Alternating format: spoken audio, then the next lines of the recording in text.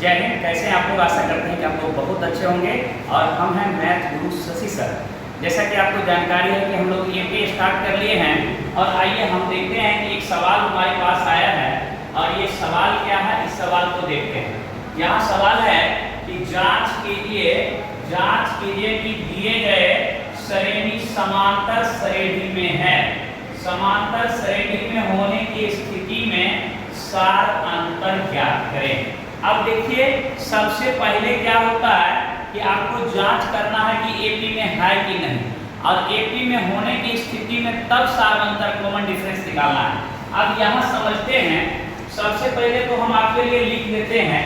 देखिए, सार अंतर जो होता है वह एक डी होता है, और डी को हम लोग क्या बोलते हैं? सार अंतर।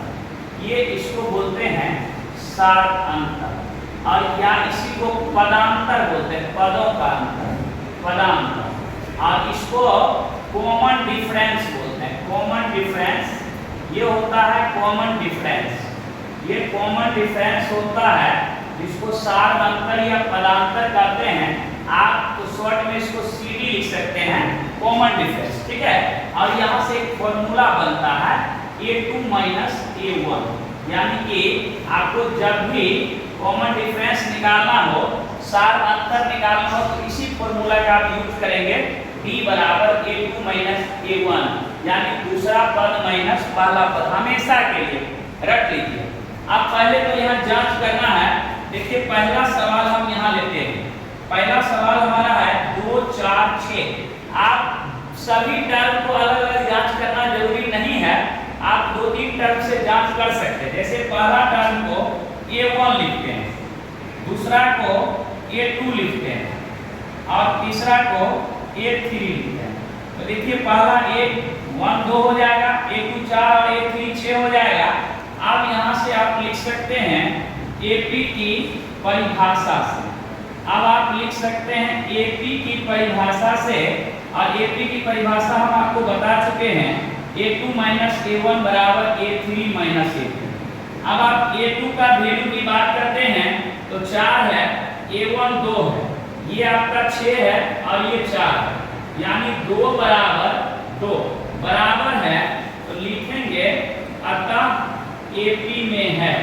ये अगर लिखेंगे तो लिखेंगे अतः AP में है। ये बराबर आ गया तो AP में है, और बराबर नहीं आता है तो AP में नहीं है। तो ये पहला सवाल रहा। आइए दूसरा सवाल देखते हैं। पहले तो ये देखिए, 1 का स्क्वायर 1 हो जाएगा, 2 का स्क्वायर 4 होगा, 3 का 9 होगा, डैश है। यानी A1 का वैल्यू 1 होगा, A2 का वैल्यू जो है 4 हो जाएगा, और A3 का वैल्यू 9 हो जाएगा। फिर से आते हैं AP की परिभाषा से। AP की परिभाषा क्या है हम आपको करा चुके हैं। ये है A2 माइनस A1 बराबर A3 माइनस A2। फिर से A2 का वैल्यू फाइंड करिए 4, माइनस A1 का कर लीजिए 1, फिर यहाँ से A3 का कर लीजिए 9, A2 का कर लीजिए 4। 4 में 1 गया, 3 हो जाएगा, और 9 में 4 घटेगा 5 हो जाएगा। आप देखिए, ये दोनों बराबर दिख रहा है? नहीं दिख रहा, बराबर नहीं है। तो लिखेंगे अतः AP में नहीं है, अतः AP में नहीं है। ठीक है।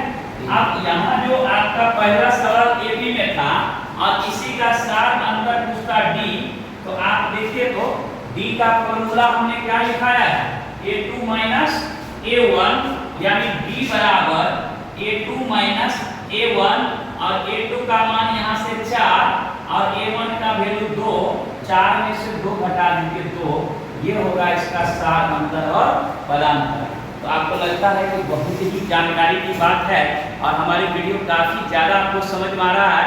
तो जाइए हमारे फेसबुक पेज को फॉलो कर लीजिए, और यूट्यूब चैनल को सब्सक्राइब कर लीजिए, ताकि आपको जितना भी वीडियो में हम अपलोड करेंगे उसका नोटिफिकेशन आपको मिलता रहेगा। तो मिलते हैं अगले वीडियो में। रखिए अपना ध्यान। बहुत बहुत धन्यवाद।